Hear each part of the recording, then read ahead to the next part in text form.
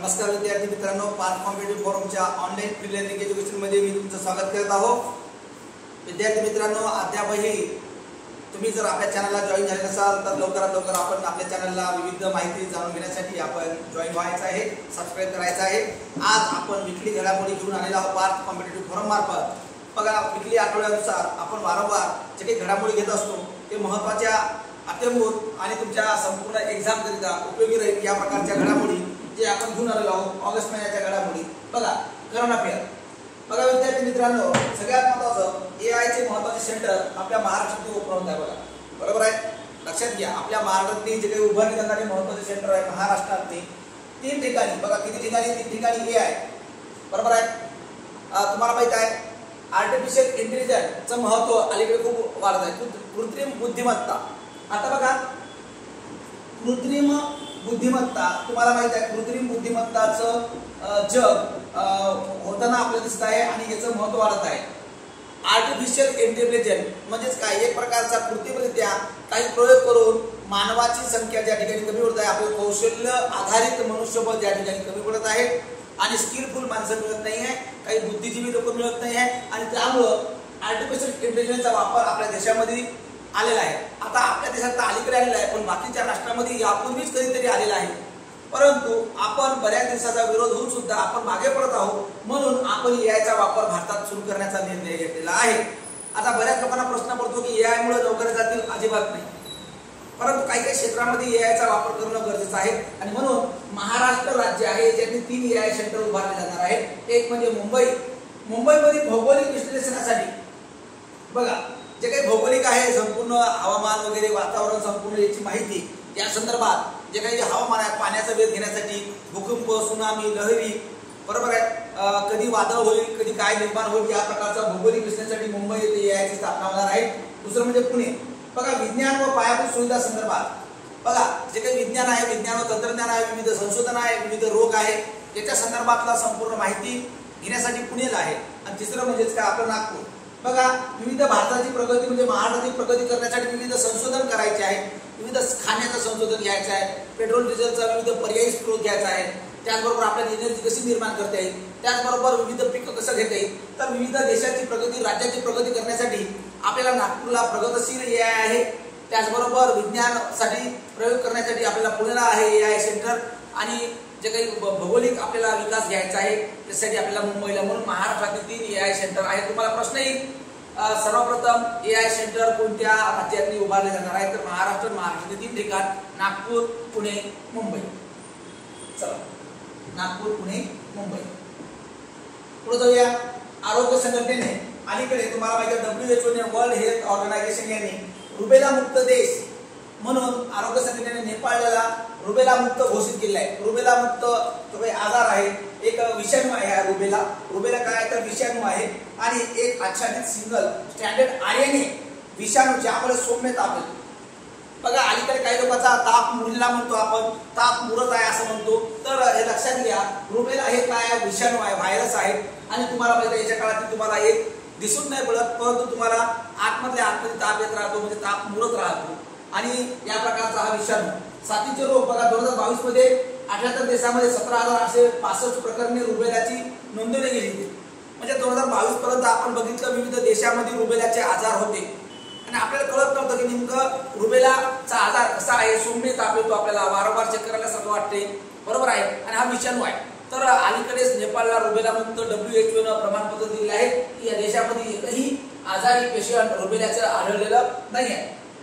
बघा कोणत्याही देशाला WHO रुबेला मुक्त किंवा पोलिओ मुक्त, HIV मुक्त कधी करते, जर 3 वर्ष त्या देशात त्या प्रकारचे पेशंट आढळले नाही किंवा रुग्ण जर त्याच्यात आढळले नाही, सतत 3 वर्षामध्ये एकही आढळले, जसं की भारत 2014ला पोलिओ मुक्त झाला होता, नंतर पश्चिम बंगालमधील एक पेशंट तुम्हाला आढळला, त्यामुळे भारत हा पोलिओ मुक्त आजही होऊ शकला नाही आहे। तर रुबेला मुक्त लक्षात घ्या, अलीकडे नेपाळ हा देश झालेला आहे। तर रुबेलाबद्दल आपण बघायचं आहे कोणत्या देशामध्ये कशा प्रकारे रुबेला मुक्त कोणकोणते राष्ट्र आहे आणि WHO ने त्याला रुबेला मुक्त केलं आहे। बघा अमेरिकामध्ये, बघा अमेरिकामध्ये उत्तर अमेरिका, दक्षिण अमेरिका संपूर्ण खंड तुम्हाला माहित आहे हे रुबेला मुक्त झालेले आहे, या ठिकाणी तुम्हाला हा रुबेला सापडणार नाही। त्यानंतर बघा ते युरोपियन जे काही हे आहे संघ, युरोपियन जो काही आपला खंड आहे 33 देशांनी रुबेला मुक्त झालेला आहे. 33 राष्ट्र बघा, युरोप खंडामध्ये 33 राष्ट्र रुबेला मुक्त झाले, अमेरिकेमध्ये सगळेच. त्यानंतर बघा ईस्टर्न मेडिटेरेनियन बघा, याच्यातले काही आहेत. ईस्टर्न मेडिटेरेनियन मध्ये काही राष्ट्र आहेत, म्हणजे साऊथ ईस्ट एशिया, बरोबर आहे.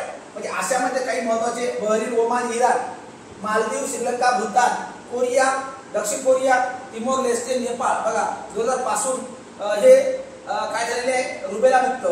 आणि वेस्टर्न पॅसिफिक मधले ऑस्ट्रेलिया आणि सिंगापूर हे रुबेला मुक्त आहे. फक्त एवढं लक्षात घ्यायचं आहे, नेपाळला रुबेला मुक्त झालेला आहे. आशियामधला महत्वाचा राष्ट्र म्हणजे नेपाळ. अलीकडे तुम्हाला माझ्या WHO न रुबेला मुक्त म्हणून या देशाला घोषित करण्यात आलेला आहे. बाकी काही बघायचं नाही. पुढे चला, केबल स्टेड पूल बघा, हे संपूर्ण केबल आधारित पूल तुम्हाला दिसत आहे. आणि या प्रकारचा केबल स्टेड पूल बघा संपूर्ण देशामध्ये या प्रकारचा पहिला केबल स्टेड पूल तुम्हाला माहित आहे बिहारमध्ये झालेला आहे. बिहार बघा, विविध केबलाचे जाळे आपल्याला दिसतात आणि या प्रकारचं तुम्हाला माहित आहे हा बिहारमध्ये आहे केबल स्टेड पूल. औटा सिमारिया गंगा पूल लक्षात घ्या. औटा सिमारिया या गंगा पुलावर आहे, गंगा नदीवर. तुम्हाला माहित आहे थितान बिहारमध्ये. आणि याचं उद्घाटन नरेंद्र मोदी यांनी केलं. याची लांबी 1.8 किलोमीटर आहे. लांबी किती आहे 1.8 किलोमीटर आणि रुंदी 34 मीटरचा आहे. आता बघा याच्यामुळे काय होणार आहे, प्रवासाचा वेळ वाचतो. केबल स्टेड पूल जो आहे तर याच्यामुळे काय होतं, जसं तुम्हाला माहित आहे आपल्या याच्यातनी वरळी सी लिंक हा पूल तयार केला जातो, समुद्राच्या मार्गे तयार केला महाराष्ट्रातनी. त्याच प्रकारचा हा केबल स्टेड पूल आहे. याच्यामुळे प्रवासाचा वेळ वाचतो. त्यानंतर इथं राजेंद्र सेतू होता, तर याला आधुनिक पर्याय आहे. ज्या बिहारच्या या गंगा नदीवर तुम्हाला माहित आहे एक राजेंद्र सेतू होता, याला पर्याय म्हणून हे तयार केलेला आहे. आता बघा याच्यामुळे उत्तर आणि दक्षिण बिहारमधील कनेक्टिव्हिटी सुधारते. म्हणजे जो काही प्रवास आहे उत्तर आणि दक्षिण मध्ये बिहार जाण्याचा, तर याच्यापासून लोक एकमेकांसोबत काय राहतील, जुळून राहतील आणि वाहतूक दळणवळण योग्य प्रकारे चालेल यासाठी हे आहे. त्यानंतर बघा भारतात पहिल्यांदाच वापरले गेलेले आहे अंडरब्रिज बांधला आहे.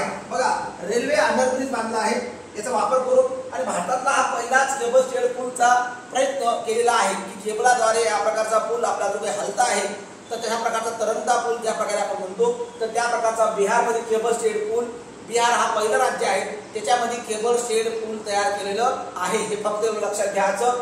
आणि पाटणा जिल्ह्यात आहे. कुठल्या जिल्ह्यात आहे, पाटणा जिल्ह्यामध्ये औंढा ते बेगुसराय, औंढा ते बेगुसराय या सीमारेषाला काय करतो, हा जोडतो. औंढा ते बेगुसराय बिहारमध्ये केबल स्टेड पूल देशातला पहिला आहे. असा प्रयोग आपण केलेला आहे. पुढे चला बघा, भारताची जलविद्युत राजधानी तुम्हाला माहित आहे, जलविद्युत राजधानी ज्याच्या मागे तुम्हाला जलाद्वारे आपण विद्युत निर्माण करत आहोत. आणि या प्रकारचा जलविद्युत राजधानी आपली निर्माण झालेली आहे. बघा अरुणाचल प्रदेश, बघा अरुणाचल प्रदेश याच्यातनी आपल्याला भारताची जलविद्युत राजधानी आपण केलेली आहे. तुम्हाला माहित आहे अरुणाचल हा लवकर सूर्य उगवणारा राज्य म्हणून अरुणाचलला आपण म्हणतो. आता बघा 5000 लक्षात घ्या, साधारणतः 5600 लक्षात घ्या 56,000 मेगावॅट जलविद्युत ऊर्जा तयार होणार आहे. 56,000 मेगावॅट जलविद्युत ऊर्जा तयार पाण्यामुळे राज्यात उंच पर्वत, वेगाने वाऱ्या नद्या आणि खोल दऱ्या यामुळे जलविद्युत निर्मितीसाठी परिपूर्ण आहे. तुम्हाला माहित आहे याच्यातून बघा हा संपूर्ण जे काही जलविद्युत आहे डोंगरावरून, दरीवरून याच्यापासून जो जलविद्युत आहे तर याच्याद्वारे आपण विद्युत निर्माण करायचं आणि या विद्युतचा आपल्याला फायदा होईल म्हणून तुम्हाला माहिती आहे अरुणाचलला जलविद्युत राजधानी असं आपण म्हणलं जातो. बघा कामेंग, सुबानेसिरी आणि दिबांग सारखे मोठे प्रकल्प आहेत आणि याला काय होणार आहे, फायदा होणार आहे. स्वच्छ ऊर्जेला आपल्याला फायदा होणार आहे म्हणून जलविद्युतची राजधानी अरुणाचल प्रदेश. साधारणतः 56,000 मेगावॅट जलविद्युत ऊर्जा इथे निर्माण होणार आहे आणि हे नॅचरल आहे. जे आपली परंपरागत जे ऊर्जा आहे त्याला पर्याय म्हणून या प्रकारचं भारताची जलविद्युत राजधानी अरुणाचल प्रदेश. तुम्हाला विचारलं जाईल की कोणत्या राज्यामध्ये जलापासून सर्वात जास्त विद्युत निर्माण होते, तर अरुणाचल प्रदेश. उत्तर काय राहील, अरुणाचल प्रदेश. आता आपल्याला वाटतं सोलर आहे बाबा, तर सोलर नाही तर पाण्यापासून. त्यानंतर बघा याचा उद्देश बघा, याचा प्रकल्प बघा, याच्याबद्दल माहिती आपल्याला घ्यायची आहे. बघा पोरो, अरुणाचल प्रदेशामध्ये प्रमुख जलविद्युत प्रकल्प कोणकोणते आहेत बघा. कामेंग जलविद्युत प्रकल्प या आधीच पूर्ण आहे, कामेंग जलविद्युत प्रकल्प बघा. त्यानंतर Subansiri lower hydro power project, Subansiri lower hydro power project हा सुद्धा एक जलविद्युत प्रकल्प आहे. आणि भारतातील सर्वात जास्त म्हणजेच काय सर्वात जास्त जलविद्युत प्रकल्प जो काही निर्माण होत आहे तो आता हा नवीनच होत आहे. अरुणाचलमधला यापूर्वी अक्षय ऊर्जेचा प्रकल्प बघितला, आपण सोलर ऊर्जेचा प्रकल्प बघितला, पण जलापासून म्हणजे पाण्यापासून सर्वात जास्त विद्युत निर्माण होणारा प्रकल्प हा कुठे होत आहे? अरुणाचल प्रदेशमध्ये निर्माण होत आहे. बघा पुढे बघा, खेलो इंडिया वॉटर स्पोर्ट्स स्पर्धा. खेलो इंडिया बघा, वॉटर स्पोर्ट्स म्हणजे पाण्यामधलं जे काही स्पोर्ट्स म्हणतो आपण त्याला, तर श्रीनगर जम्मू काश्मीर या ठिकाणी ह्या स्पर्धाचं आयोजन झालं. भारतातील पहिली, बघा भारतातील पहिली खेलो इंडिया वॉटर स्पोर्ट्स बघा जम्मू काश्मीर मधला द लेक, श्रीनगर जम्मू काश्मीर मध्ये या ठिकाणी ह्या स्पर्धा झाला, खेलो वॉटर स्पोर्ट्स. लक्षात घ्या, कालावधी 10 ते 13 फेब्रुवारी 2025 दरम्यान झालेला आहे. आता बघा साधारणतः कयाकिंग आणि कनोईंग सहभागी खेळाडू एकूण 190 खेळाडू आहेत. सहभागी साधारणतः 190 खेळाडूंच्या मध्ये सहभाग घेतलेला आहे आणि या प्रकारचा हा स्पोर्ट गेम इथं झालेला आहे, वॉटर स्पोर्ट. आता हे काऊन विचारलेलं आहे, काऊन हे सांगितलेलं आहे. आता बघा साधारणतः आपल्याला जो काही आहे 10 ते जम्मू काश्मीर मध्ये याचा कालावधी हा होता, परंतु काही कालावधीनंतर हा कालावधी वाढला आणि यानंतर तुम्हाला माहित आहे 21 ते 23 ऑगस्ट दरम्यान ही स्पर्धा भरली. कारण ही स्पर्धा लांबवली होती. या स्पर्धेचा कालावधी फरवरीमध्ये होता, परंतु काही कारणास्तव तिथं व्यत्यय आला आणि त्यानंतर ही स्पर्धा 21 ते 23 ऑगस्ट दरम्यान ही झाली. म्हणून या स्पर्धेचं तारीख जी आहे, नियोजित तारीख ती बदलण्यात आली. म्हणून याच्यावर सध्या तुम्हाला प्रश्न येऊ शकते की खेलो वॉटर स्पोर्ट्स स्पर्धा कुठे झालेली आहे, तर जम्मू काश्मीर मध्ये. तर कधी झालेली आहे? 21 ते 23 ऑगस्ट दरम्यान 2025 ला. ती होणार होती फरवरीमध्ये. कधी होणार होती? फरवरीमध्ये. पण काही कारणास्तव तिचं वातावरण म्हणा, तिथं काही गोष्टी शक्य नव्हत्या फरवरीमध्ये, म्हणून या स्पर्धा वाढवल्या. बघा 190 खेळाडू यामध्ये आहेत आणि 190 खेळाडू यांनी सहभाग घेतलेला आहे. पुढे चला, याच्यातली जी स्पर्धा झालेली आहे त्या स्पर्धेतली काही पदक तालिका काही लोक आहेत. बघा खेलो इंडिया वॉटर स्पोर्ट मध्ये कोण कोण काय जिंकलं बघा. पहिले स्थान मध्य प्रदेश या राज्याला आहे, 18 पदके आहेत, 10 सुवर्ण 7 रौप्य आणि 1 कांस्य. 18 पदके आहेत, 10 सुवर्ण 7 रौप्य आणि 1 कांस्य. दुसरे स्थान बघा भारतीय लष्कर, बघा इंडियन आर्मी यांनी सुद्धा सहभाग घेतला. एकूण 11 पदके आहेत, 8 सुवर्ण आणि 2 रौप्य आणि 1 कांस्य आहे. त्यानंतर बघा तिसरे स्थान आहे जम्मू काश्मीरला, एकूण 10 पदके आहेत, 2 सुवर्ण 4 रौप्य आणि 4 कांस्य. बघा फक्त एवढं लक्षात घ्यायचं आहे, खेलो इंडिया वॉटर स्पोर्ट्स स्पर्धा झालेली आहे ही साधारणतः 21 ते 23 ऑगस्ट दरम्यान झालेली आहे. हे कुठे झालेली आहे? जम्मू काश्मीर मध्ये झालेली आहे. अव्वल मध्य प्रदेश आहे, दुसरा आपल्या इंडियन आर्मी आहे आणि तिसरं आहे जम्मू काश्मीर. बाकी काहीही लक्षात घ्यायचं नाही. भरपूर माहिती आहे, पण ते माहिती आपल्याला वाचायचं नाही. आपल्याला एकदम महत्त्वाच्या घडामोडी लक्षात घ्यायच्या आहेत. भरपूर जर वास्तू म्हणलं तर आपल्याला कळलं, आपण किती जर वास्तू म्हणलं तर ते कमीच आहे. बघा महिला समानता दिन, बघा बरोबर महिला समानता दिन. तुम्हाला महिला समानता 2025 मधला तुम्हाला 26 ऑगस्ट हा महिला समानता दिन आहे. कोणता आहे? महिला समानता, वुमेन इक्वॅलिटी डे. लक्षात घ्या 26 ऑगस्ट. याचा यावर्षीची थीम आहे 25 ची प्रगती आणि चालू संघर्षाचा सन्मान. बघा महिला प्रगती करत आहे, पण त्याला संघर्ष खूप आहे. महिला बघा आईवडिलाच्या घरी असो, नवऱ्याच्या घरी असो, नंतर मुलगा असो, या समाज असो, सगळे त्याच्यावर काय करतात? एक संघर्षामधून ती वाटचाल करत असते. कारण तिला माहित नाही तिच्या आयुष्यातल्या जे काही इच्छा आकांक्षा आहे हे दाबून ती प्रगती करण्याचा वाटचाल करत आहे, परंतु समाजात त्यांना अडचणी येत आहे. जरी आपण म्हणतो की स्त्री आणि पुरुष समानता, परंतु स्त्रियांना पाहिजे त्या प्रकारचा सन्मान समाज त्याला पुढे देताना दिसत नाही आहे. फॉर एक्झाम्पल फायनान्शियल असो या पॉलिटिकल असो, बरोबर आहे ना, किंवा मग कल्चरला आपण त्याला दाबण्याचा प्रयत्न करत आहोत. परंतु 26 ऑगस्ट या दिवसाचा इतिहास जर बघितला, 26 ऑगस्ट हा महिला समानता दिवस का बरं सुरू केला, तर 1920 मध्ये महिलांना मतदानाचा अधिकार देण्यात आला. बघा अमेरिकेत 1920 ला महिलांना मतदानाचा अधिकार देण्यात आला, म्हणून त्याच्या स्मरणार्थ हा दिवस सुरू झाला. कोणता? 26 ऑगस्ट. तुम्हाला प्रश्न येईल 26 ऑगस्ट या दिवसाची संकल्पना काय आहे? सर्वप्रथम अमेरिकेतली महिलांना मतदानाचा अधिकार दिला 1920 ला, त्यामुळं. आणि बघा याचा स्मरणार्थ 1971 पासून सुरू केला आहे. म्हणजे 1920 ला जरी झाला असेल तर वुमेन्स इक्वॅलिटी डे म्हणून 1971 ला 1971 पासून हा दिवस सुरू केलेला आहे. बरोबर, याच्यापूर्वी नव्हता दिवस. कंटेंट महत्वाचा आहे, बरोबर आहे. 1971 पासून महिला सन्मान दिवस सुरू केला, परंतु याचा स्मरणार्थ कधी आहे? 1920 ला महिलांना मतदानाचा अधिकार दिला आणि वुमेन इक्वॅलिटी झालेली आहे. चला बघा भारतीय संविधानाच्या दृष्टीनं आपण जर विचार केला तर भारताचं संविधान आणि याच्यामध्ये महिलांना काय समानता बघा. भारतीय संविधानाच्या दृष्टीनं 14, 15, 16 मध्ये समानतेचा अधिकार आहे. कायद्यापुढे समानता आहे, नोकरीमध्ये रोजगारामध्ये समानता आहे, शिक्षणामध्ये समानता आहे, बरोबर आहे. तर या ठिकाणी स्त्रिया आणि पुरुष या दोघांमध्ये समानता म्हणजे महिलांना समानतेचा अधिकार भारत हा बोलका नाही तर करता आहे, ते संविधानातून दाखवून दिलेलं आहे. बघा कलम 39 मध्ये पुरुष आणि महिला या दोघांनाही समान मजुरीचा हक्क न्याय आहे. बघा समान उपजीविका व समान संधी ची तरतूद कलम 39 मध्ये देण्यात आलेली आहे. स्त्री आणि पुरुष यांना उपजीविका जगण्यासाठी जे काही आपण पगाराचा दर म्हणतो, नोकरीचा पेन्शन म्हणा, सगळ्या गोष्टी कलम 39 मध्ये दिलेल्या आहेत.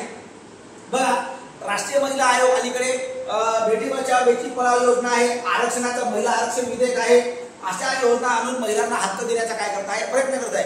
तुम्हाला माहिती आहे महाराष्ट्र सरकार लाडकी बहीण ही योजना आणत आहे, बरोबर आहे. त्याचबरोबर सावित्रीबाई फुले योजना आहे महिलांसाठी, मुलींसाठी मोफत अहिल्याबाई होळकर मोफत प्रवास योजना आहे मुलींसाठी, मोफत सायकल वाटप आहे. कारण महिलांची उन्नती व्हावी, महिलांची प्रगती व्हावी यासाठी स्वतंत्र आरक्षणाची सुद्धा तरतूद केंद्र सरकारने ठेवलेली आहे. कारण सक्षम महिला सक्षम देश ही उपमा केंद्र सरकारनं उचललेली आहे. म्हणून 2025 ला जे काही महिला सन्मान दिवस आपला 26 ऑगस्ट आहे, तर महिलाचा सन्मान आपण नुसतं संविधानाच्या दृष्टीने होणार नाही, मी किंवा तुम्ही बोलून होणार नाही, तर खरोखरच महिलांना त्याच्या पायावर उभं करण्यासाठी त्यांना समाजातून प्रत्येक घराघरातून चॅरिटी बिगेस्ट ॲट होम आपण केलं पाहिजे. चला पुढे जाऊया. बरोबर महिला समानता जागतिक स्तरावर बघा महिला समानता संदर्भात आपल्याला माहिती आहे. बघा संयुक्त राष्ट्रसंघानं 1975 हे वर्ष आंतरराष्ट्रीय महिला वर्ष म्हणून साजरं करायचं ठरवलं. 1975 ला आंतरराष्ट्रीय महिला वर्ष. 1979 मध्ये सिडो convention of elimination of all forms discrimination of against women करार करण्यात आला. बघा महिलांच्या संदर्भाचे संपूर्ण होणारे अत्याचार अन्याय या संदर्भाचा करार 1979 झाला आणि जगभरात 26 ऑगस्ट हा दिवस स्त्री पुरुष समानतेसाठी महिलांचा संघर्ष स्मरण करण्यासाठी साजरा होतो. 26 ऑगस्ट महिला समानता दिवस साजरा करण्यासाठी हा दिवस सुरू केलेला आहे. 1975 ला आपण तो दशक सुरू केला आहे महिला वर्ष आणि 1971 पासून 26 ऑगस्ट हा दिवस महिला समानता दिन म्हणून साजरा करायचं ठरवलेलं आहे. पुढे जाऊया. बघा अलीकडे हिंदी भाषा मराठी भाषा ही भाषा ती भाषा भाषेचे वाद बरेचसे आहेत. आणि तुम्हाला माहित आहे मेधा कुलकर्णी यांचं राष्ट्रभाषा प्रचार समितीच्या अध्यक्षपदी निवड झालेली आहे. तुम्हाला माहित आहे या समितीचे अध्यक्ष यापूर्वी पंडित जवाहरलाल नेहरू सारखे लोक, चांगले तज्ञ लोक याचे अध्यक्ष होते. आणि पुण्याच्या खासदार मेधा कुलकर्णी भारतीय जनता पार्टीच्या, तर यांना हे अध्यक्षपदाची मार दिलेली आहे. आता याच्यामुळे काय होईल, हिंदी राष्ट्रभाषेला त्याचं महत्त्व वाढवणे, त्याचा प्रचार व प्रसार करणे, त्याचबरोबर त्याचे वाङ्मय त्याचे पुस्तकं त्याचे संशोधन याचं सुद्धा काय करणं महत्त्व वाढवणे आणि भारतात नव्हे तर भारताच्या बाहेर सुद्धा याचा प्रचार प्रसार करावा यासाठी भारतीय जनता पार्टीच्या खासदार मेधा कुलकर्णी यांच्या अध्यक्षतेखाली राष्ट्रीय भाषा प्रचार समिती सुरू केली आहे आणि त्याचे अध्यक्ष झालेले आहेत. बघा खासदार मेधा कुलकर्णी. बघा उपाध्यक्ष बघा आमदार शेखर निकम आणि सदानंद महाजन. हे कार्यवाहक व कार्याध्यक्ष आहे जयराम फगरे. संचालकपदी निवडलेले आहेत जयराम फगरे. कार्यकाल आहे 5 वर्ष. राष्ट्रभाषा प्रचार समितीचं कार्यकाल किती वर्ष आहे, 5 वर्षासाठी याचं कामकाज चालणार आहे. कार्यकारी प्रमुख डॉक्टर सुनील देवधर, बरोबर आहे. आणि कोषाध्यक्ष आहे मधु मिलिंद मेहंदळे. बघा हे जे काही स्ट्रक्चर आहे राष्ट्रभाषा प्रचार समितीचं, हे काय आहे, फक्त भाषेचं महत्व रेखा त्याचं महत्व वाढवणे. कारण काही अलीकडच्या काही राज्यामध्ये हिंदी भाषेला विरोध होताना दिसला, विशेषतः साऊथकडच्या लोकांना मध्ये. अलीकडे तुम्हाला महाराष्ट्रात सुद्धा विरोध झाला की पहिल्या वर्गापासून हिंदी भाषेचा वापर करायचा या प्रकारचा केंद्राचा आदेश राज्य सरकारच्या काही लोकांमुळे हा विरोध झाला आणि तो आपण हिंदी भाषा आपल्या राज्यामध्ये पहिल्या वर्गापासून मांडण्याला आपण विरोध केला. आता हे विरोध न होऊ देता राष्ट्रभाषेचं महत्व कसं वाढवता येईल हे या समितीकडे पुढं सर्वात मोठं आव्हान आहे. तर बघा याचा इतिहास बघायचा आहे की राष्ट्रभाषा समिती ही 1935 मध्ये महात्मा गांधी यांनी स्थापन केली होती. त्यांच्या प्रेरणेने स्थापन झाली. कारण देश जोडो भारत जोडोचा साठी महात्मा गांधी यांनी खूप प्रयत्न केलं आणि भारतात हिंदी भाषेचा प्रसार करणे हा याचा एकमेव उद्देश होता. बघा पहिले अध्यक्ष डॉक्टर राजेंद्र प्रसाद होते आणि सद्यस्थिती आजही हिंदी भाषेच्या प्रचारात सक्रिय आहे. सगळे लोक बघा, सगळे लोक आजही हिंदी भाषेच्या प्रचारात सक्रिय सहभाग घेत आहेत. हिंदी भाषा शिकवण्यासाठी परीक्षा घेणे आणि अभ्यासक्रम चालवणे हे मुख्य कार्य आहे. बघा, महात्मा गांधीच्या संकल्पनेमुळे राष्ट्रभाषा प्रचार समिती 1935 ला स्थापना झाली आणि डॉक्टर राजेंद्र प्रसाद जे भारताचे पहिले राष्ट्रपती होते, भारतीय संविधान सभेचे परमनंट अध्यक्ष होते, बरोबर आहे, कामकाज व नियमन समितीचे ते अध्यक्ष होते संविधान सभेतने, असे डॉक्टर राजेंद्र प्रसाद जे 2 वेळा बिनविरोध आपले राष्ट्रपती झाले आणि त्या माणसानं आपल्या देशामध्ये सर्वात पहिल्यांदा हिंदी भाषेचं महत्त्व अधोरेखित करण्यासाठी या समितीचं अध्यक्षपद त्यांनी स्वीकारलं. परंतु ही संकल्पना होती संपूर्ण आपला राष्ट्र एकत्र राहावा हे महात्मा गांधीजीला वाटलं होतं आणि यामुळे राष्ट्रभाषेचा प्रचार आणि प्रसार व्हावं यासाठी या समितीचा काय आहे अवलंबलेली आहे, ही समिती स्थापन झालेली आहे. सध्या याच्या अध्यक्ष डॉक्टर मेधा कुलकर्णी भाजपाच्या खासदार हे झालेले आहेत. कोण झाला बरोबर? भारतात सर्वात मोठा टायगर रिझर्व, बघा भारतात सर्वात मोठा, भारतातील लक्षात घ्या सुंदरबन टायगर रिझर्व बंगाल येथील भारतातील दुसऱ्या क्रमांकाचा सर्वात मोठा रिझर्व बनलेला आहे. टायगर रिझर्व सर्वात मोठा, दुसऱ्या नंबरचा. बघा याचे क्षेत्रफळ साधारणतः बघा तुमच्या लक्षात येईल 2585.89 चौरस किलोमीटर आहे.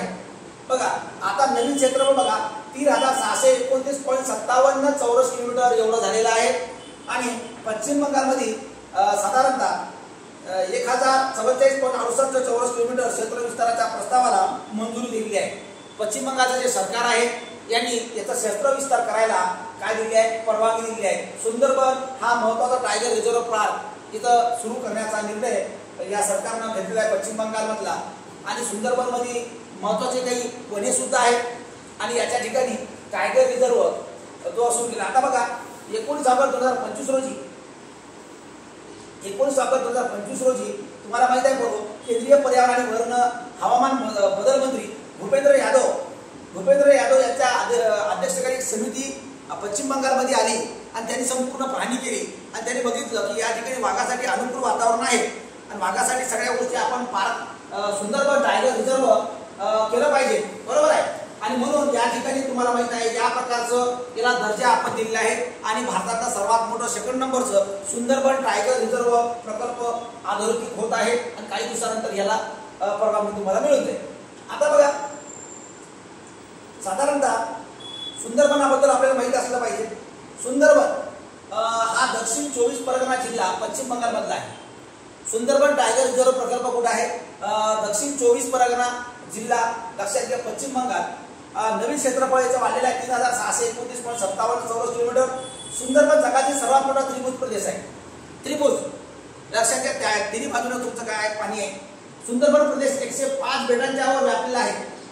तिन्ही बाजूला याचं पाणी आहे म्हणून याला त्रिभुज प्रदेश सर्वात मोठा आपण म्हणतो आणि 105 बेट आहे. बघा गंगा आणि ब्रह्मपुत्रा नद्यांनी तयार केलेला मुहान डेल्टाचा दक्षिणेकडे भाग आहे. गंगा आणि ब्रह्मपुत्रा या दोघांनी तयार केलेला जो भाग आहे या प्रकारचा हा सुंदरबन हा प्रदेश वसलेला आहे म्हणून प्राकृतिकदृष्ट्या हा भिन्न आहे आणि अशा ठिकाणी टायगर रिझर्व प्रकल्प होणं हे खरोखरच महत्त्वाचं योगदान म्हणता येईल. आता हा टायगर रिझर्व प्रकल्प आपल्या देशात होतोय आणि याच्यामुळं जे काही वाघप्रेमी आहेत, जे काही लोक टायगर रिझर्वसाठी प्रयत्न करत होते पर्यावरणासाठी, जे काही पश्चिम बंगालमध्ये चळवळ चालली की या ठिकाणी वाघांना संरक्षण मिळालं पाहिजे आणि त्या लोकांच्या संघर्षाला या ठिकाणी यश मिळालेलं आहे. बघा बरोबर जगातील एकमेव खारफुटी जंगल तिथे वाघाचे अस्तित्व आहे. मॅग्रोव्ह वने आहे, खारफुटीची वने आहे. बघा मॅग्रोव्ह वने ज्याला खारफुटीची वने आपण म्हणतो ते एक या ठिकाणी आहे.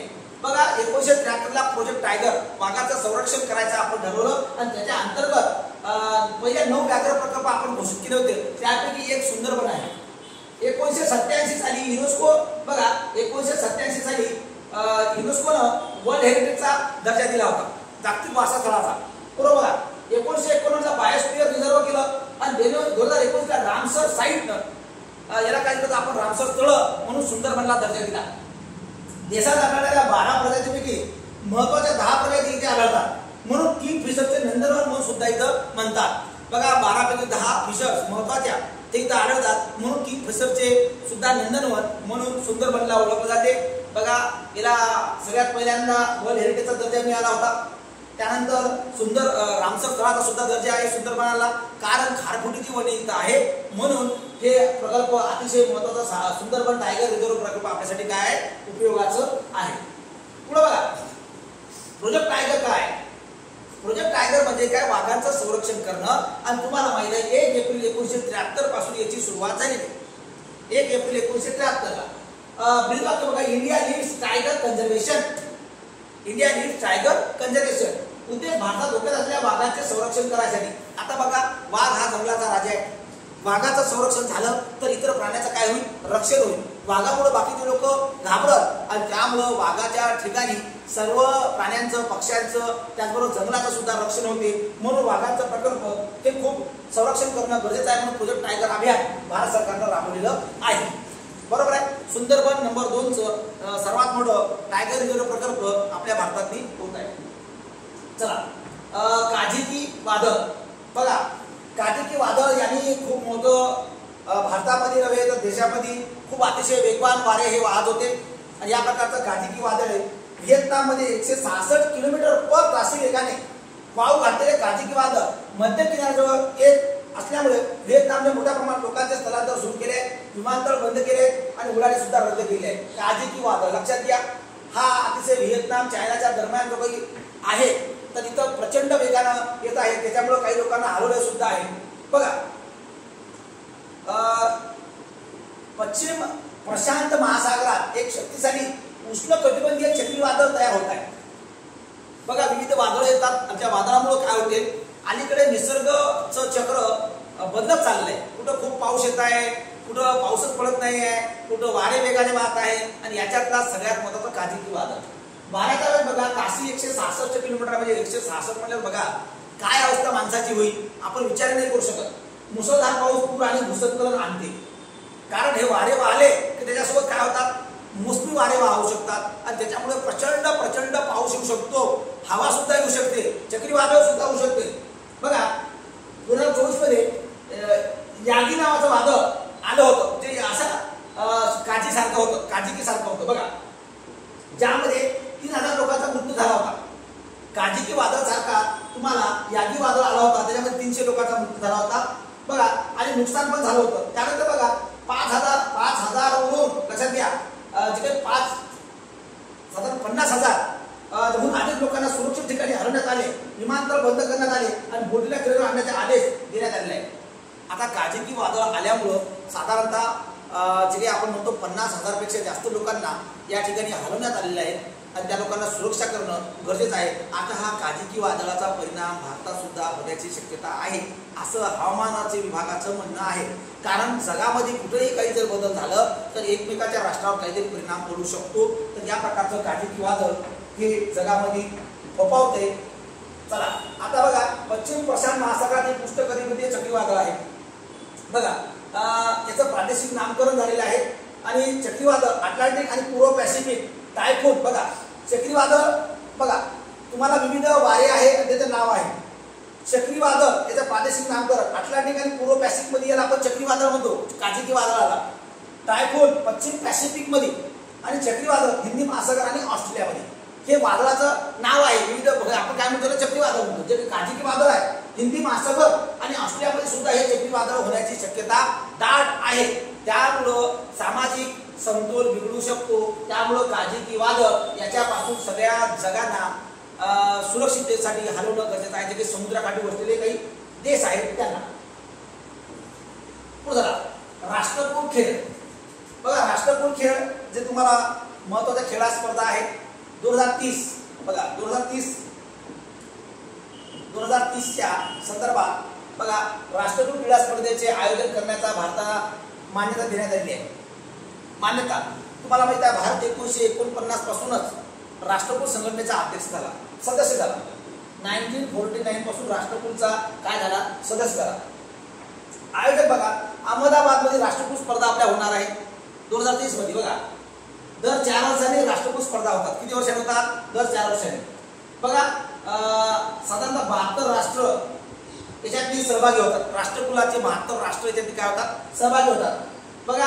याचा उद्देश काय आहे, मैत्री, सांस्कृतिक आदान प्रदान, संघभावना, राष्ट्रभावना, एकमेकाचं देवाणघेवाण झालं पाहिजे आणि एकमेका राष्ट्रामध्ये एक भाईचारा निर्माण व्हावा यासाठी राष्ट्रकुल स्पर्धा निर्माण झाली बघा. 1945 ला युनोची स्थापना झाली.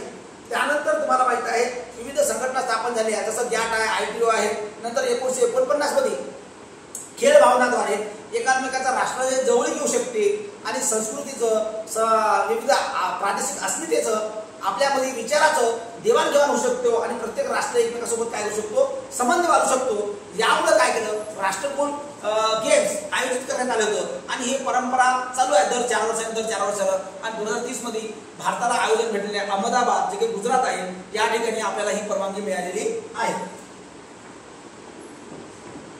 बघा याचा इतिहास आपण बघू शकतो. राष्ट्रकुल स्पर्धेचा इतिहास जर आपण बघितला, साधारणतः 1930 बघा मध्ये कॅनडातील हॅमिल्टन येथे आयोजित करण्यात आले होते. कॅनडामध्ये हॅमिल्टन या शहरामध्ये हे चालू केलं होतं. 1954 British Empire and Commonwealth Games या नावाने ओळखलं गेलं. 1970 मध्ये ब्रिटिश कॉमनवेल्थ गेम्स या नावाने ओळखलं गेलं. 1978 कॉमनवेल्थ गेम्स असे नामकरण करण्यात आले. बघा ब्रिटिश कॉमनवेल्थ हे नाव केलं आणि 78 ला कॉमनवेल्थ गेम्स असे नामकरण. बघा ऑलिम्पिक शैलीतील विविध खेळाचा समावेश याच्यामध्ये आहे, बरोबर आहे. आणि विविध खेळ असे की जे स्क्वॅश आहे, नेटबॉल आहे, या प्रकारच्या ऑलिम्पिक मध्ये महत्त्वाचे जे काही खेळ आहे ते सगळे खेळ याच्यात घेतले जातात. ते पारंपरिक आहे खेळ कॉमनवेल्थ त्याला आपण याच्यात घेतलेला आहे. बघा पॅरा स्पोर्ट्स इव्हेंटचा सुद्धा समावेश याच्यात आहे. जे काही पॅरा स्पोर्ट्स आहे, विविध आधुनिक गेम याचा सुद्धा समावेश. आपल्याला हे काही लक्षात नाही घ्यायचं, फक्त एवढं लक्षात घ्यायचं भारतातील 2030 मध्ये अहमदाबाद मधील गुजरात शहरात काय होत आहे, राष्ट्रकुल क्रीडा स्पर्धा. बाकी काही लक्षात नाही घ्यायचं. बाकी फापड पसार नाही होतं, एवढं काही विचारतही नाही. ओके. आता बघा भारताचा राष्ट्रकुलचा बघा साधारणतः 1974च्या लंडन मध्ये पहिल्यांदा भाग घेतला होता. लक्षात घ्या राष्ट्रकुल जे काही स्पोर्ट आहे याच्यातली 1934 लंडन मध्ये ज्या स्पर्धा झाल्या होत्या याच्यातली भारतात काय घेतला होता, भाग घेतला. कुस्तीपटू रशीद अनवरनं भारताला पहिलं पदक कुस्तीमध्ये जिंकलं होतं. लक्षात घ्या अनवर नावाच्या कुस्तीपटूनं एक पदक जिंकलं, त्याचं नाव आहे कांस्य पदक.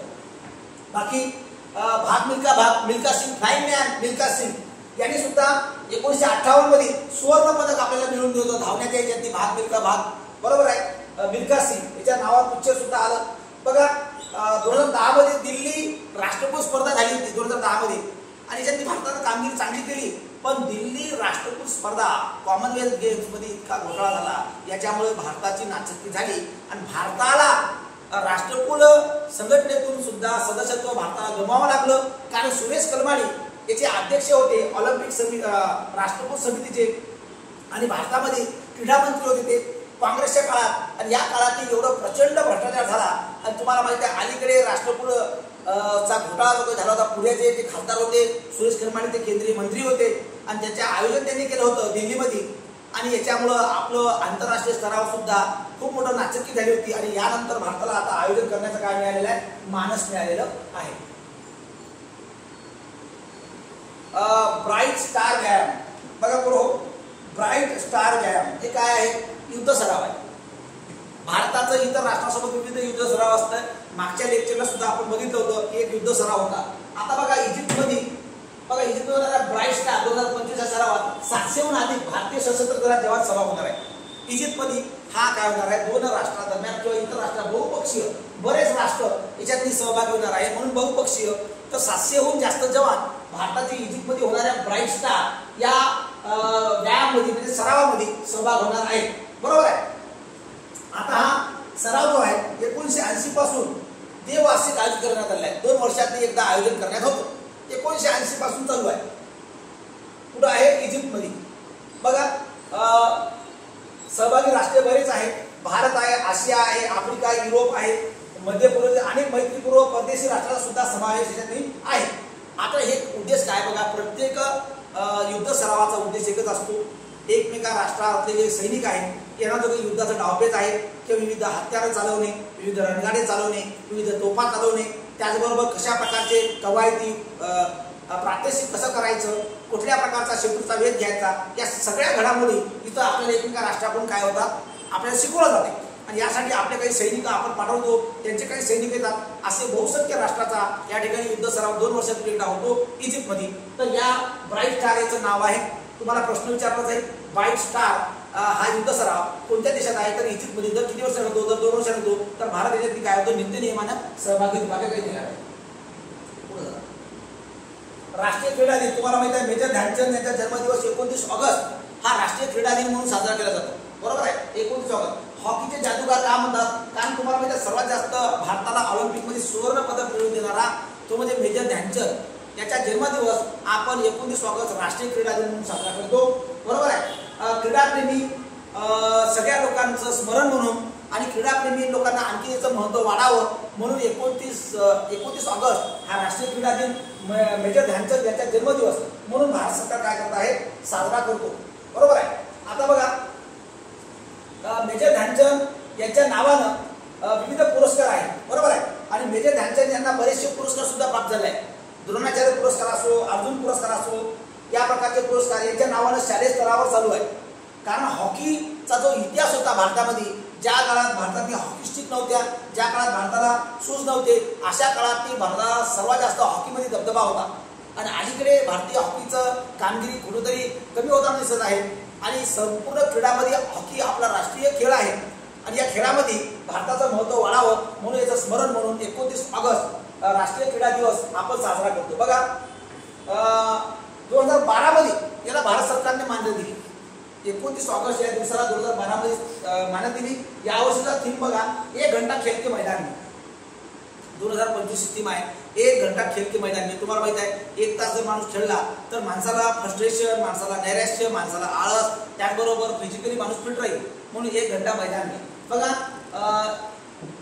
29 ऑगस्ट 1905 इलाहाबाद उत्तर प्रदेश या ठिकाणी मेजर ध्यानचंद यांचा जन्म झाला. त्यानंतर भारतीय हॉकी संघाचे दिग्गज खेळाडू 3 वेळा ऑलिम्पिकमध्ये सुवर्ण पदक यांनी आपल्या भारताला मिळवून दिलं. किती वेळा? 3 वेळा. 1928, 1932, 1936 म्हणून हॉकीचा जादूगार म्हणजे 3 वेळा ऑलिम्पिकमध्ये भारताला सुवर्ण पदक मिळवून देणारा मेजर ध्यानचंद उत्तर प्रदेशमधील आहे. आणि त्याच्या खेळामुळे त्यांना हॉकीचा जादूगार असं सुद्धा त्यांना संबोधले जाते, बरोबर आहे. हे हॉकीचा जादूगार. बघा बरोबर, हे महत्त्वाच्या घडामोडी आपल्या या बुलेटिनमध्ये होत्या. आपण या आठवड्यातली खूप काही आठवड्यातल्या न्यूज घेतल्या नाही, काही न्यूज मी दामटल्या म्हणजे पुढे घेतल्या. का बरं घेतल्या? कारण ज्या ठिकाणी महत्त्वाच्या त्या ठिकाणी आपण थांबू. उगाच विद्यार्थ्याचा परीक्षेचा कालावधी आहे आणि कुठल्याही करून घ्यायचं आणि आपलं काही गोष्टी भांडवल चालावं यासाठी विद्यार्थ्याच्या जीवनाशी खेळणं हा आपल्या अजेंडाच नाही आहे. फक्त विद्यार्थ्याला जे प्रामाणिक आहे, जे महत्त्वाचं आहे त्या ठिकाणी मी थांबलो आणि ते सविस्तर सुद्धा मी दिलेलं आहे. ओके, तर या प्रकारच्या विविध घडामोडी जाणून घेण्यासाठी आता बघा आपलं साधारणतः येणाऱ्या शनिवारला चालू घडामोडीचा पार्क बुलेटिन आपली एक टेलिग्रामला एक मासिक आलेली आहे. पार्क MPSC हे आपलं टेलिग्राम चॅनल आहे आणि त्याच्यावर या महिन्याचा ऑगस्ट महिन्याचा संपूर्ण करंट आहे. साधारणतः 118 टॉपिकवर आहे आणि त्या टॉपिकनुसार आपण शनिवारला पेपर घेणार आहोत आणि तो पेपर सुद्धा मी टेलिग्रामला टाकणार आहे. तर तुम्ही पार्क MPSC वर तो करंट पेपर दर महिन्यात जर तुम्हाला पाहिजे असेल किंवा करंटच्या न्यूज ह्या सगळ्या लेखीमध्ये पाहिजे असेल तर तुम्ही पार्क MPSC चॅनलला जॉईन करू शकता टेलिग्रामला.